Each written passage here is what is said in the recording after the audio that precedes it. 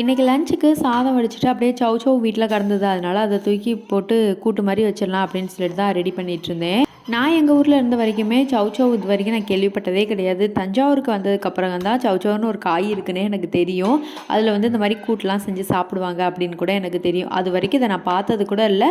But அப்பப்போ வாங்கி செய்வேன். ரொம்பவும் ஃபேவரட்டுன்னு கிடையாது. பட் கூட்டு வச்சு சாப்பிட்டா ரொம்ப பிடிக்கும். சௌ கூட்டு கண்டிப்பாக எல்லாருக்கும் தெரிஞ்சிருக்கும். இருந்தாலும் ஒரு தடவை சொல்கிறேன். வெங்காயம், தக்காளி, பச்சை மிளகாய், சீரகம், அந்த பாசிப்பருப்பு இது எல்லாத்தையுமே போட்டுட்டு அந்த சௌவையும் போட்டுட்டு ஒரு 3 விசில் விட்டுட்டு எடுத்தோம் அப்படின்னா நல்லா கூட்டு மாதிரி ஆயிரும். நான் வேறு எந்த பொருளுமே சேர்க்க மாட்டேன். இன்னொன்று தம்பிக்கு வந்து உரப்பு நிறையா சேர்க்கக்கூடாதுங்கிறக்காக 2 பச்சை மிளகா மட்டும் சேர்த்துக்குவேன். தாளிக்கிறதுக்கு வந்து நல்லெண்ணெய் ஊற்றிட்டு அது கூட கடுகு உளுந்த பருப்பு, கருவேப்பிலை போட்டுட்டு இந்த இதையும் நல்லா மசிச்சுட்டு அப்படியே ஊற்றிட்டீங்க அப்படின்னா நல்லா கொதிச்சு வரட்டும். லாஸ்ட்டில் மஞ்சள் தூள், உரப்பு வேணும்னா மிளகாய் தூள் சேர்த்துக்கோங்க. கொத்தமல்லி போட்டு இறக்குனீங்க அப்படின்னா டேஸ்ட்டு சூப்பராக இருக்கும். சிம்பிளாக தான் இருக்கும். ஆனால் எனக்கு ரொம்ப பிடிக்கும். ரைஸ்க்கு வந்துட்டு ஆம்லேட் போட்டு சாப்பிடுங்க, வேறு லெவலில் இருக்கும்.